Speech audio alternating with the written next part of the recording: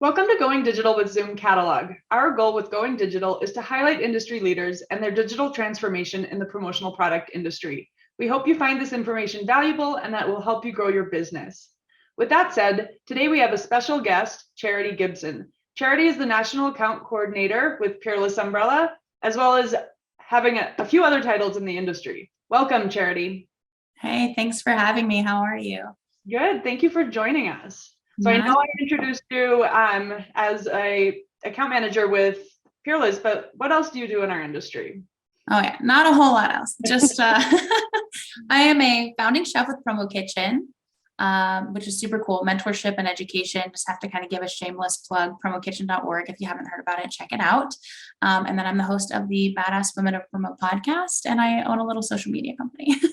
Awesome. Keeping yourself busy there. You have to, right? Keeps you young, I feel like. Yes, exactly. So obviously you do a lot in our industry, and over the years you've done a lot to elevate our industry. Our topic is going digital. So your understanding of digital marketing is obviously deep, and the benefits of it working in this environment. So I feel like we're really aligned when it comes to our focus on where the industry is headed and what is important for both suppliers and distributors as they move their companies forward. So as a leader in this area, can you tell me a little bit about your background and how you got started? Also, how the industry looks a little different today as it did when you started. Yeah, well, I'd like to say I started, a couple years ago and was already digital, but I'm going to date myself here. I started in the industry. It's going to be my 22nd year. So things have definitely changed a lot in some ways and have not changed at all in others, which I find very interesting. When you talk about technology back in the day, we still were using fax blasts back then. I don't know who in the industry that's listening remembers that, but we'd come in the morning on Tuesdays. It was still Tuesday at 10 o'clock. So that hasn't changed, but the fax machine would just start going and going. And it would be like stars, like a burst with like a price in the middle, only 32 cents on a seat today only, or whatever it was, coming through the fax machine. So that was fun, obviously. And artwork, camera ready art, like we would get it, by FedEx at that point in time. Wasn't any sending of files or anything like that. So definitely different in that regard. And then, of course, catalogs. I think when I came into the industry, I think maybe a couple of years in, you guys were just starting. But prior to Zoom Catalog, we had the media file. Obviously, you could search in Sage and different things like that. But we were very limited to, and virtuals. Nobody was even really doing virtual samples. Like that was unheard of at the time. Like we were clip arting it in or like cutting out the square and sticking it on. It was a whole different world as far as that's concerned. So it's nice to see that it's come such a long way, in that regard. And then my personal experience, obviously, I started as a distributor 22 years ago. So I was on that side of the fence. I worked for a company here in Arizona. And then in 2010, started my own company. And oddly enough, a lot of you guys know Mark Graham and the whole Common SKU thing. He was one of my mentors and people that brought me onto Promo Kitchen. And so when things with my distributorship, my business partner had to leave for personal reasons, I called him like, Mark, what am I supposed to do with my life? And he said, you've never missed a day of Facebook in your life. You need to do social media for a living, like make a company out of it. Amazing. And I, of course, told him, who the heck is going to pay me to play on Facebook for a living? And he knew a couple people just with his platform. So that's kind of how I started with just the industry and then moved into social media. And then Peerless was actually one of the names that Mark Graham gave me, talking about who needed social media help in the industry, because Peerless is actually, because of Dan Edge's leadership, and then Gene is the owner of the company, always just wanting to do the next big thing and stay ahead of, technology and products and everything. Like they're so good about wanting to just drive things forward and be a small company that's still running with the pack of the big boys. That I had like a 3-year-long interview doing their social media, talking to Dan, who became a good friend. He's like, just come work for me. So I did. And here I am. So that's my journey. Yeah, I love that. Peerless is like a medium-sized supplier, I would say. And a lot of our Going Digital interviews, we've talked to with really large suppliers like Alpha Broder. And all of the suppliers in our industry, regardless of size, do need to look forward and figure out their digital transformation. And I think Peerless is a good testament to that it can be done. And there are tools out there that even really small companies can embrace to stay ahead of the curve. So it's a really important topic, regardless of size of company. And I think Peerless has done an amazing job. We'll talk a little bit about it a little later on, but making sure that you guys were ahead of the curve and embracing new technologies that came into our industry. Yeah, I think it's not only important, I think it's imperative. Like bigger companies are always going to have the advantage, but things like Facebook, it's free in a sense. You have to pay the person to be the marketer and, stay in there. And, there's a cost associated with having somebody be the face of the company and always presenting. But it's invaluable. When other people, especially during the pandemic, kind of turned off and took their foot off the gas because they were either scared or didn't have resource. I mean, we pushed that pedal even harder and we became more available to people, and people saw our faces and our name. And it's like, we're associated with so many of these larger companies now because we've taken advantage of the different mediums that are available and really just poured time into them, which is, a huge investment in a sense, but we don't have, the budget for those big level ad spends that a lot of the major companies do. So we've, definitely been able to leverage it. So thank you for noticing and also for being such a big support. Absolutely. So before we move on to the next question, I must ask, you are a distributor. Did you have the catalog filing cabinet in your office? Absolutely. We had it by number. Okay. So we had every year at the end of the year, we'd have to go and purge all the catalogs that didn't get used. And then we would re-put them back in, and we had a number code. So like 1, 2, whatever, all the way to I don't know, I think we went to 150 at that time. Crazy. And they were all arranged by who we got EQP with, or NQP at the time was a thing. And so, yeah, we had that, and we had a physical sample room.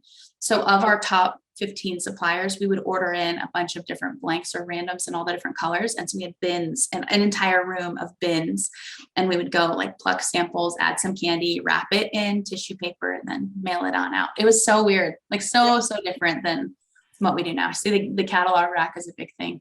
Yeah, it's amazing how all these little things that you do day to day to keep your business going, we still do, but it's in a totally different way, and it's all digital. So when you talk about those samples or the catalogs, when you were doing the virtual samples, but actually physically, these things are still important to day to day. There's just a lot easier ways to get it done.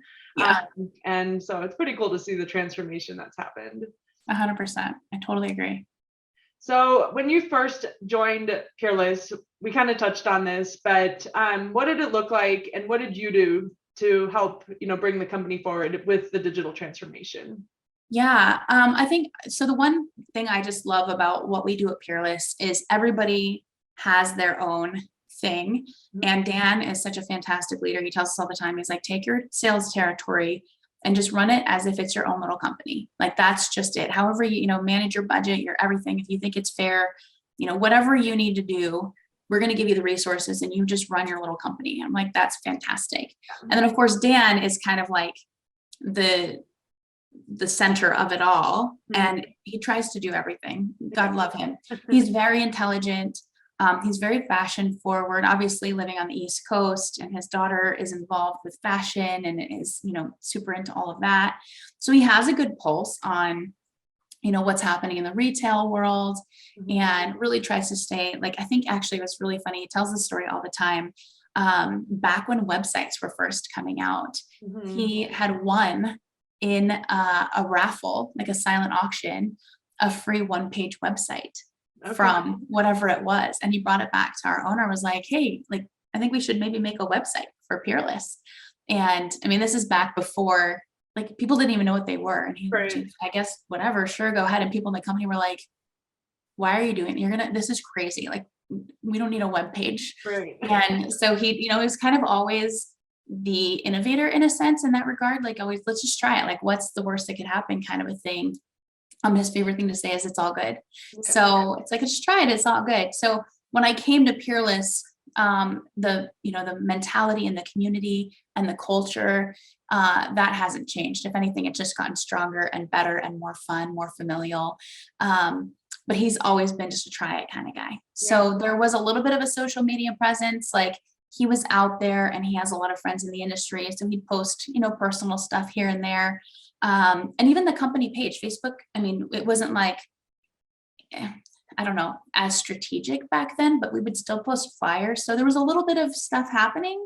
Sure. And then when I came in, I think there was no like face of the company on social media. So I just kind of took everybody's stories and kind of became this like historian, storyteller, get on camera, share the story, tell people who in the heck Peerless is, drag Dan onto camera with me in some places. Like, you have to be here too. People need to see you and get to know you, because it can't just be charity all the time.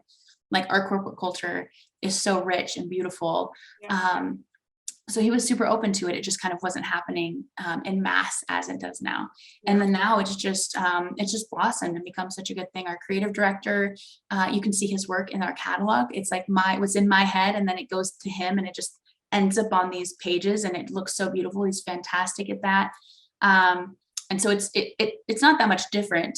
It's just evolved and gotten better, and now has bigger reach. So Yeah. there's a lot of words together, like in true charity fashion. Yeah. Great story. You know, I know Dan myself, and he has always been a leader, and he always just has such a laid back attitude. But I think what you said about him just enabling you guys to kind of run your own little thing and make some decisions and try things out is such an important aspect. You know, we work with a ton of suppliers at Zoom Catalog, and there are some people that are pretty stuck in their ways, and they feel like they know what they're doing is right, even when they do have some employees that have some really cool ideas or want to try new technologies. And I think it's so important that people do adopt that mentality to grow and explore, especially when it comes to technology. It is. Yeah, I know people get worried about their brand standards, and I think it's important. You know, you have to use the right colors, and you have to present, you know, some semblance of continuity in a sense. But at the same time, I think what I've always employed is that before we're prospects, we're clients, we're humans. Yes. And people are typically understanding of people as long as you're telling that story. If you fail to tell a story, people will make one up for you. Yeah. But if you come on and say, hey, I'm trying this, I know it's off brand or the colors might not look good, but what do you think? You know, let us know. Like, we're going to shoot this out here. What do you think about it? And people give you feedback. They understand your story and why you did it.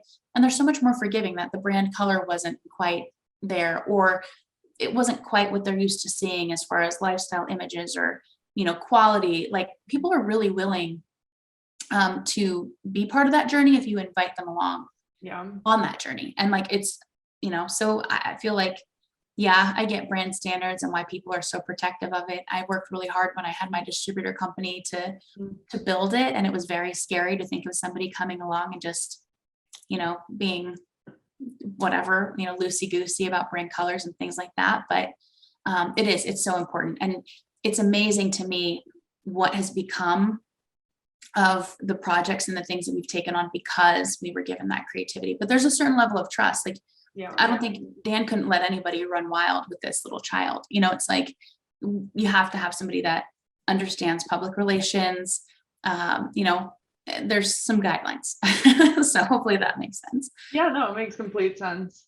And that actually goes right into my next question. I mean, you obviously put so much effort into all of your digital assets. We see the flyers and the catalogs that you're posting and your social media images.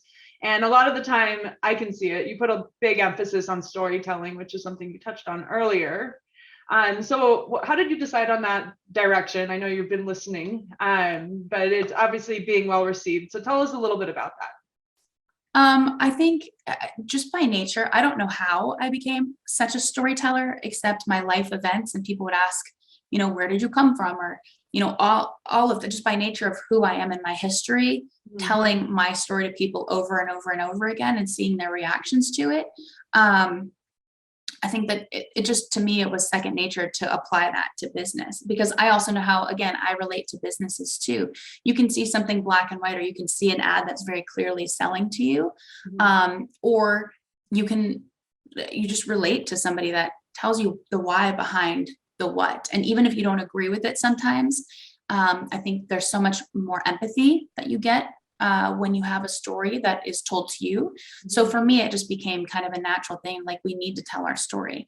The biggest thing when I think of products, and this is something that I've always employed when I was a distributor as well, I don't care about a logo on a product. Like, even just yesterday, I got this tile key finder from Hilton Hotels. And I was grateful to get it. It's on a beautiful like leather strap and it's so cute. And I was so excited to get it because I do always lose my keys, and I flipped it over and it's just this Hilton logo on there, like big and bold. And I love Hilton, but I don't love this key ring. Yeah. And so I think about that, using the products to tell a story and how we can use all of our assets to tell the story, because that is going to make the difference. Anybody can sell a product, anybody can sell a pen, anybody can sell a cup, but it's, why are you selling me this cup? Right. Why are you selling me this, product, whatever it is? And when Peerless has such a rich story, the fact that it's nearly 100 years old, like not very many companies make it past their first year of business, to be third generation, family owned, 100 years old, and to start as a parachute company, like that's just so fun. And when you say that to people, like, what, a parachute company? It's like, it's memorable. So I just feel like I don't know if it was necessarily strategic, intentionally strategic about that. It's just fun. Like the story of Peerless gets me excited. And so telling it to other people is exciting, and finding fun new ways to do that, I think, is imperative. Like, especially to distributors who have a million choices out there. Why is my umbrella $5 more than the competitor's umbrella?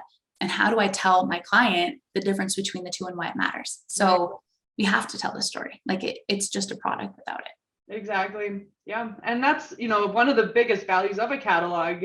Back in the day when people designed their catalogs or suppliers designed their catalogs, it was just a list of products with some product. And it was basically an index, which isn't that much different from a website. So what we've seen suppliers transitioning towards, and what you guys have been leading, is looking at the catalog and making it more relatable, so that it actually has like an emotion to it. When somebody opens it up, they actually can relate to what they're looking at and kind of see the product in their lives. And and putting in those lifestyle shots and that additional photography, explaining things a little bit differently. I think when you look at a catalog with that approach, you're going to give distributors such a more powerful tool to share on and sell your products. 100%. And I think that you said something really key there.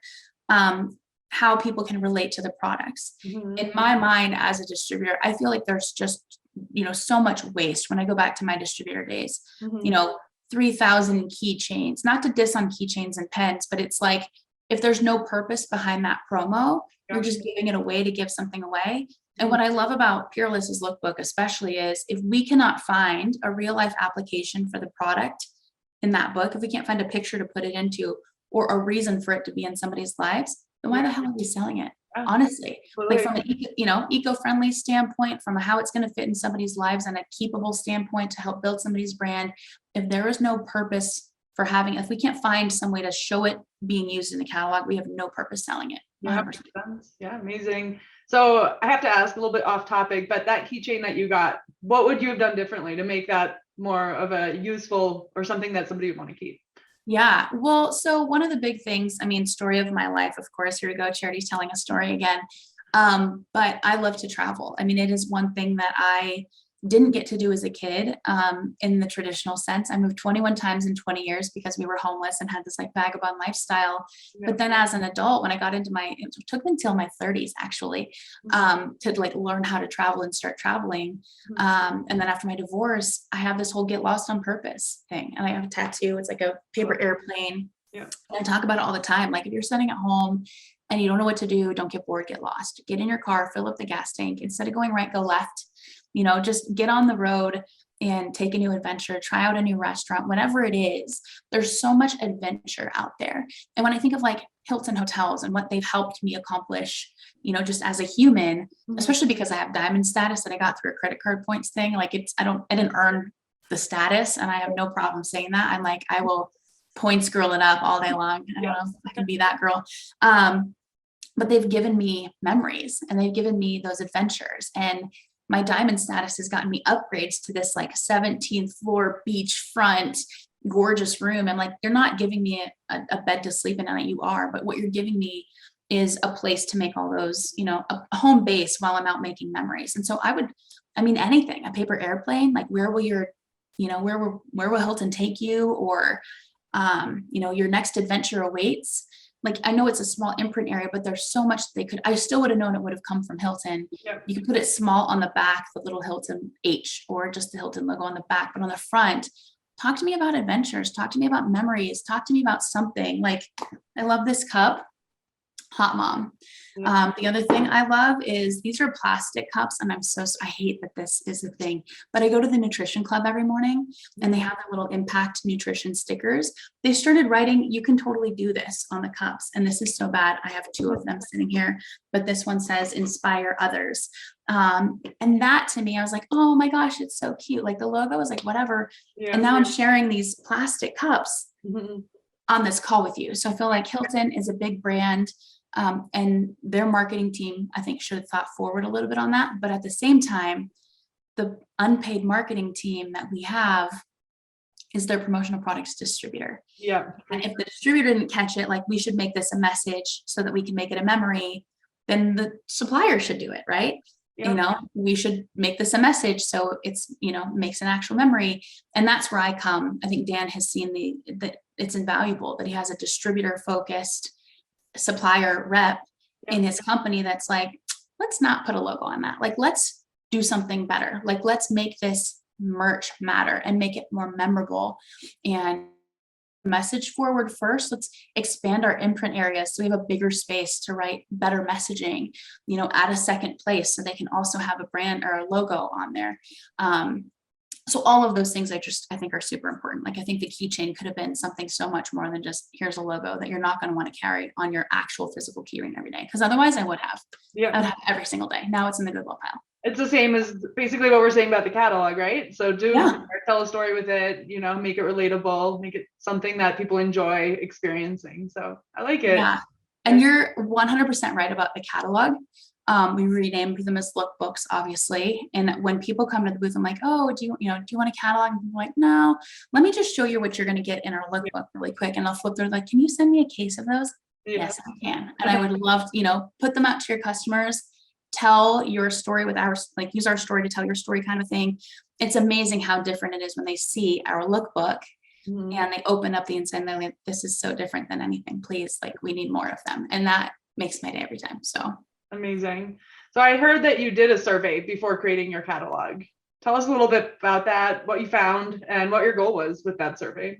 Yeah, well, I mean, the lovely thing about social media, I think, is that we don't have to guess anymore. Sometimes as marketers and salespeople are like, well, maybe we should do this and maybe we should do this. When, again, inviting people to come along on your story with you is, hey guys, we're thinking about doing this. What do you think about it? And we have now an audience. The promotional products professionals group, not always the most productive. Just a reminder, y'all are building your personal brands. So everything that you say in there becomes part of your brand message and your face is your logo. So let's work on having better brands. But that being said, that is a fantastic place to get, information. Those are all of our customers. So if they're going to, we ask that question, they say, we like it, then hopefully they'll like it. If we ask that question, they say they're not going to like it, then let's not do it and save the money. So yeah, we put it out there, paper catalog versus digital.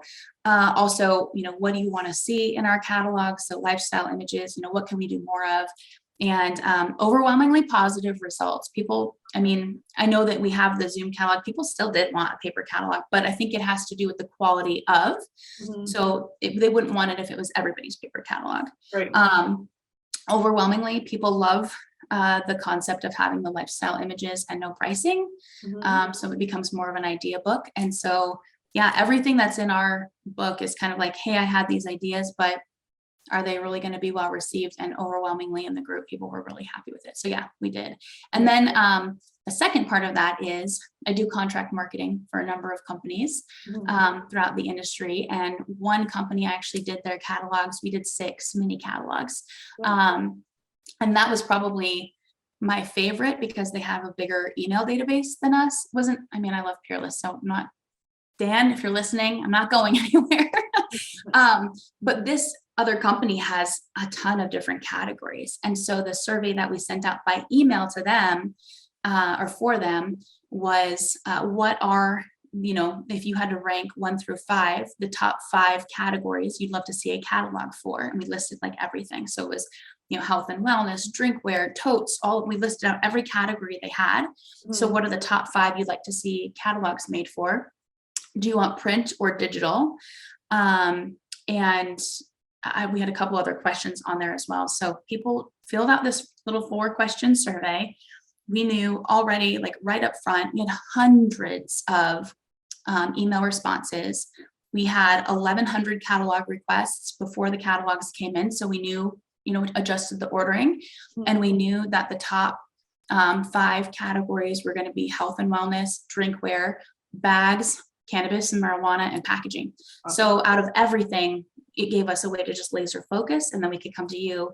And it was really super fun to be able to say, the catalogs are ready, your paper catalogs are on the way. Yep. In the meantime, here's the link to all the Zoom catalogs, for each one, which I think it was super cool to me. Yeah, I love seeing exactly what you're talking about. And then the distributors could also customize them as their own, put them on their websites, on their social. So that was an amazing initiative. I saw that roll out, and it was very cool to see. Very well done. Thank you. Yeah, it was definitely, you get so much information from people. People are so willing to give it to you, especially if it's going to help them. Mm-hmm.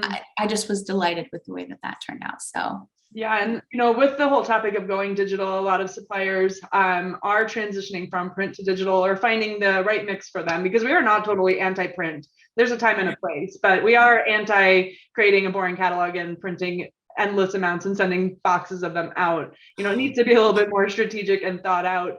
But one trend that we have seen, and it's what distributors are looking for, and what more and more suppliers are looking to do, is moving on from just that big full line catalog, breaking it out into more targeted niche pieces.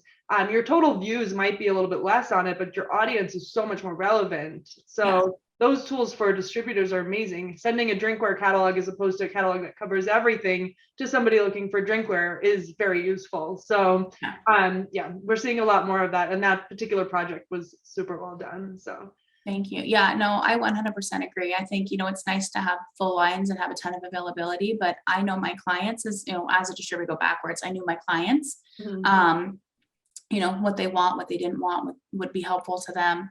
And so, it's, if I can just flip to that little specific page. It worked well. Yeah, makes sense. Excuse me. Awesome that you guys did reach out and ask, and make sure that when you were executing your catalogs and your plans, that you were basing it on feedback from your customers, and ultimately the people that were going to go out and distribute your catalog for you. So really good strategy. Absolutely. Transitioning from the topic of catalogs and designing catalogs, it's impossible to go on Facebook and not see a post from you somewhere, whether it's a group or something that you're sharing. You're obviously really clued in, and you use social media to help others. You're helping not only distributors, but some of your competitors. What is your strategy and thought process around that? Well, I know that, so rewind, I guess. One of the things that I love, if you follow Dave Ramsey at all, he's like a financial planner, right? Financial piece. And how that's relevant is, one of the things he says is, having more money makes you more of what you already are. If you're a jerk, having more money will make you a bigger jerk. Yeah. And if you're kind and giving, having more money will make you more kind and more giving. So I think where that starts is, and again, I don't know how I got to where I got or have what I have, the way that I grew up, again, being homeless and just not having a lot of resources, the thing that I saw my entire life was kindness. People reaching out and giving us a place to live, people reaching out and helping us with food, people reaching out and, sharing a room in their house. And so I was constantly just seeing, people giving, and immediately being able to feel how my life was better because of what they were sacrificing or giving or sharing with us. And that applied to work life as well. It's like, I noticed when I needed help, early starting out, especially in 2010, 2011, when we formed Promo Kitchen, Danny Rosen, competitor, Mark Graham, at that time owned a distributor company, competitor. And of course, we're talking like massively different, like by millions of dollars different. But these people that are very successful, seeing where I am on my journey and noticing a struggle and giving me the opportunity to just pick up the phone and be like, Mark, like, I don't know what to do, please help. Or Danny, like, man, I have a cease and desist from this company in this other state, and I can't take this order because it's coming from Massachusetts. Like, what do I do? I'll take the order for you, Charity. Like, and it's like stuff like that where everybody was just so helpful for me when I was starting out, that it just made sense for me to pay that forward. Somebody asks a question, I have an answer, then give them the answer. Sometimes they should have to work for it. I mean, obviously, if we've got search engines and things like that, but I just know I was a single mom for a lot of the time. Even if I was married, I was a single mom. That's a whole different podcast for a different day. But I had, 2 small children at home. I'm trying really, really hard to make a career out of this with the time that I have. And those moments are precious and they're limited. And the baby was sleeping and I only had 2 hours to work, but I wanted to make the client happy. If I would have had somebody to just be like, I don't know where to find this stupid pen. Right. Where do I get this, certain type of Carhartt jacket or whatever it was? If just having somebody there to help make those moments more effective and more profitable, I think that it would have been revolutionary to me. So I feel like I'm just paying back what was shared with me back in the day. And I love that Danny says, if you want to go far, or if you want to go fast, go alone. If you want to go far, go together. Yeah. And we're all on the same team. I think that's the other thing is people go to a BNI meeting or a networking group or approaching a Fortune 500 company. Like, what do you do? I sell promotional products. That's the same thing that's on the back of my jersey. Right. So if I help one person and it makes the whole industry, look better, be better, do better, then ultimately it helps that person. Ultimately it helps me. It helps my kid, every generation under me. So that's kind of where that came from, is just, being willing to be a resource. And then knowing things, I think it's just a matter of just staying plugged in and trying to meet people and just I've been here for 22 years. After 22 years, if I'm not the absolute best at my job in this industry, what have I been doing for 22 years? So I always just want to be the best I can be. And I feel like, as we go at 20 years, we should all just strive to be the best that we can and share that with others. Always lift as we climb. Hopefully that's not too much, but there's a lot there.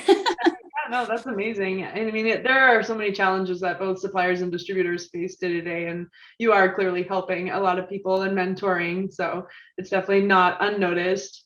What do you think are the biggest challenges, especially in terms of like going digital, that our industry or distributors and suppliers are facing today? I think a lot of people would probably say that inventory is our biggest challenge, but I would disagree. I think that all of these other things that we're seeing are symptoms of the fact that people are short on creativity and solutions, solution-based thinking, solution-based selling, solutions-based anything. So I would say that's the biggest challenge and the biggest struggle facing any person in our industry. It's not a lack of time. Right. It's not a lack of human resource. It's not a lack of inventory. All of those things are problems waiting to be solved. And it just takes a creative problem solver to come in and figure out how to do that. Like, the industry would be so much better talking about going digital. You don't have the time to hire somebody in the industry. Fantastic. For social media or whatever, just commit to making one post a day. Just figure out, and it can be just something from a supplier. So go to your suppliers, grab one thing, get a social media scheduler, and just put one thing out, just so that you look like you're alive and you're vibrant and you're ventilating and you're vertical and you're viable. Yeah. That to me is a big thing. I think of just educational resources, like constantly searching for how I can improve myself. That again, to me, is another creative solution. Being willing to get out of my routine and think about how could things be better? How could they be different? And then being willing to just invest a little bit of time and a little bit of uncomfortableness, getting uncomfortable with, myself and my processes and all of that, to just try something a little bit new and a little bit different and just move the needle a little tiny bit. That's what I think is missing. Inventory. If an inventory item is not there and your customer really wants that certain thing, that's where our creative consultancy comes in, right? We need to tell them, this is not available, but here's what you're trying to accomplish. And this product with this branding and this messaging and this marketing is a better solution than what you wanted originally anyway. So let's get off of the black Gildan t-shirt and let's get into, I don't know, a blue Peerless umbrella or a Hirsch speaker. I don't have any clue, but Yeah. there's so many options. We just have to get out of this mindset of there's a problem, it's a problem, it's a problem. That's everything is just a solution or a problem waiting to be solved, a solution away. Yeah. And it all starts with being more creative. Yeah, and I think a lot of distributors, you touched on this, struggle to keep up with their marketing and social media and just staying in front. And as you said, you can find the content if you're creative, and we see suppliers investing a ton of time and resources into building amazing content, and that's kind of why Zoom Catalog exists. You can go on there and you can find this content to post. So even if it's just finding and featuring a catalog a week, it's a great way to get started and start to build that presence. So the resources absolutely are out there. It's just how you're creative around using it and finding a way to make it happen. Yeah. And going back to the collaboration too, I think going, into the groups and the emails and to people at trade shows. Trade shows are not just good for walking around and grabbing products and asking what's new.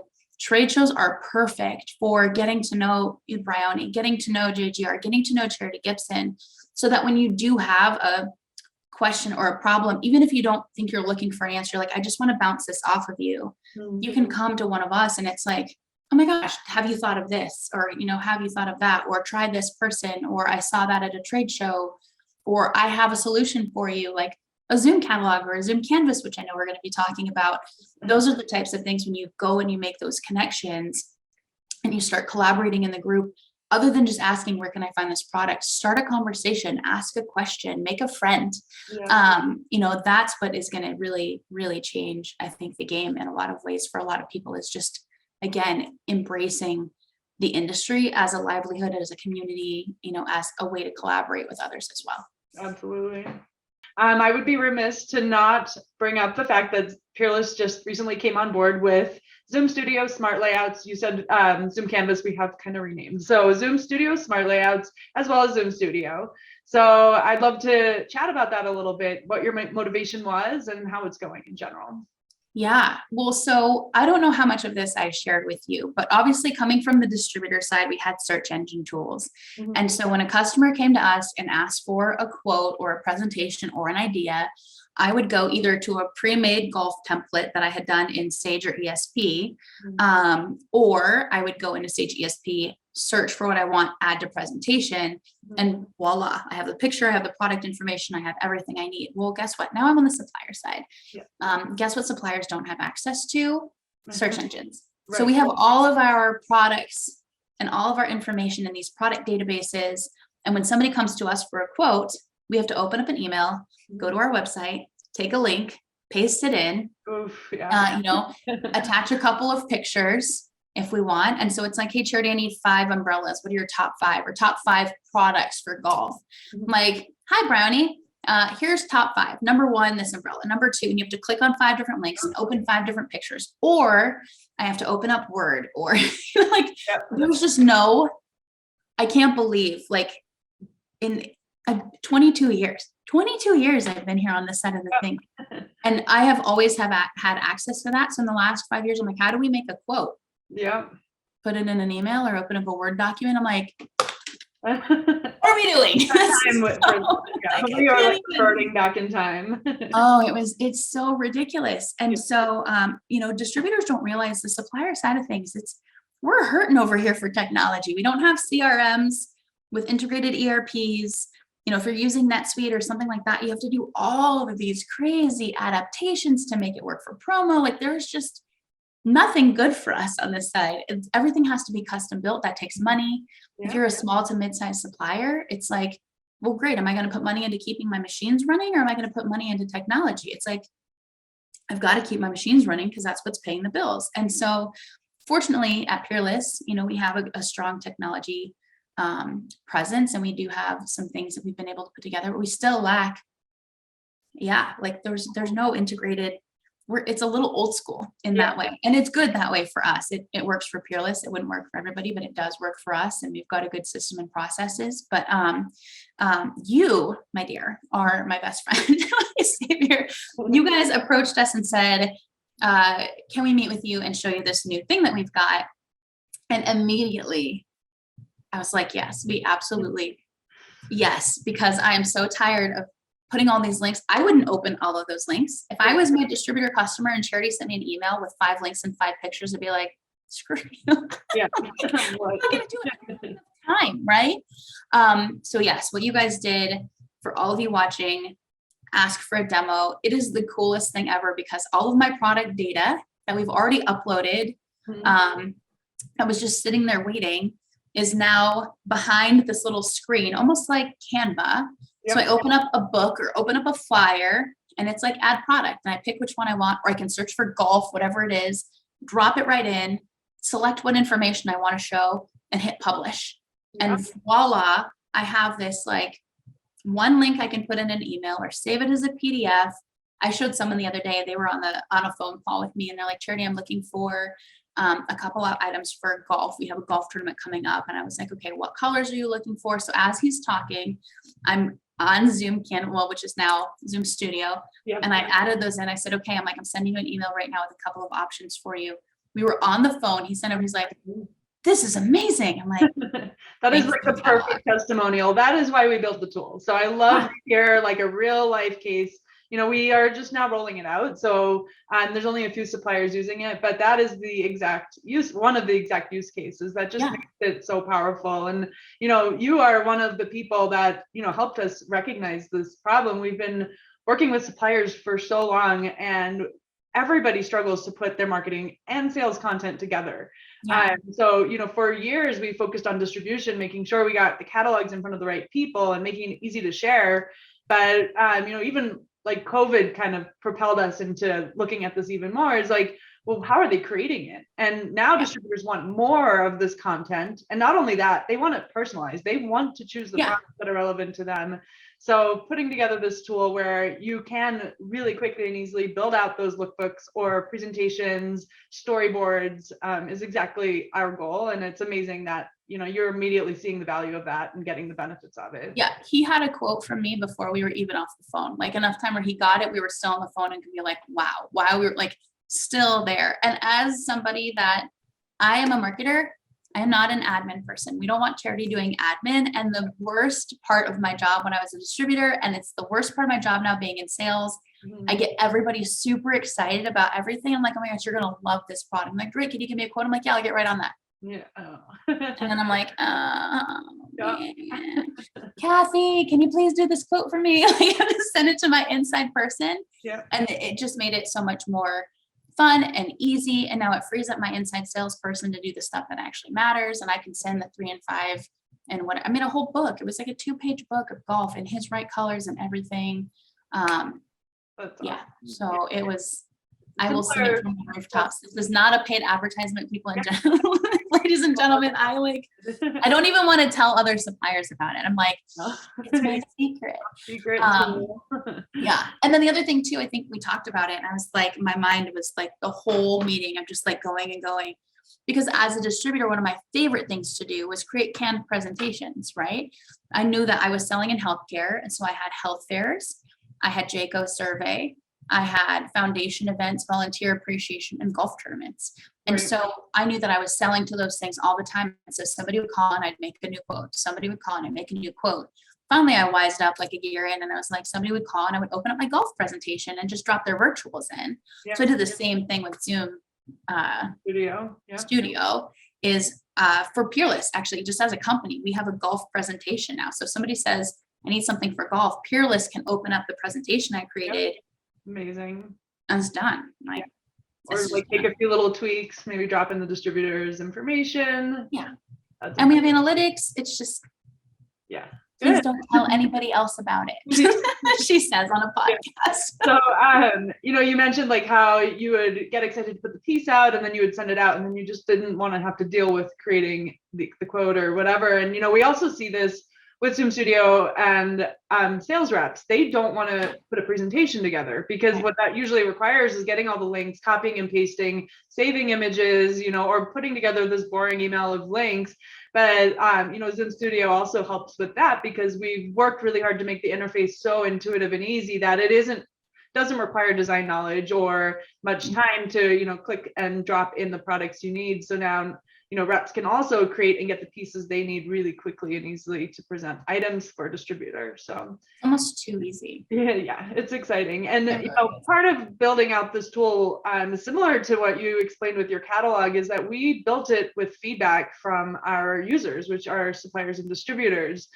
We've been around for 13 years. We actually released a version of Zoom Studio quite a while ago, and it's being used by quite a few people, but we also learned so much watching people use it that we are releasing now Smart Layouts, which is a much more simplified version. So there's power to both. The original one is, more robust, so you can use more of that creativity. And then the Smart Layouts is for those that just need to get it done and don't want to deal with technology or anything like that. So it's been really exciting being able to take all of our customers' feedback and look at their pain points and build out something that does meet the needs that suppliers have right now as they are going digital. So yeah, absolutely. And you guys, I mean, to that point, you mentioned, taking feedback from suppliers. I know Damon and I both were on a phone call with you. And as I'm going through, I'm like, oh, hold on, little teeny tiny friction point, but it would be nice if. I think one of them is, instead of as low as pricing, starting at pricing, and brought that to you. And I think within like a week, something like that, I was like, oh, that makes total sense. And then it was in the feature, so it was already done, and it was part of it. So it's like, of course, thank you for making me feel like my suggestion was valuable, and actually, doing the implementation and not just saying, we're so good, our product's so amazing, and you're just going to have to use it as is. You're like, no, you're the user. Tell us what's better. And you actually made the change. And it's just so cool to be part of it as it's growing. And then selfishly, to be able to have it again. I don't want you to even play this to anybody, because I just want to keep it a secret for myself. It is seriously game-changing technology for the industry. I can't believe, suppliers, we have not had access to our own product data for all of these years. So just kudos to you for figuring out a way to make it. Yeah, well, thank you for all the kind words, but I'm excited to see you guys using it. And also, sometimes we see suppliers like yourself using it in ways that we didn't intend. So we knew it would be used to do lookbooks and presentations, but we're seeing a lot of other cool applications, and I know you guys are getting creative with it. So it's fun to see it actually come to life and be useful. Yeah, that it definitely is. I heard this quote about something about, artistry, and that's when it becomes a piece of, a work of art, is when people learn how to do things and then break the rules. And there's all kinds of fun things that I'm not telling anybody about. Yeah, you can keep those ones. I'm gonna keep them a secret, but good. Yeah.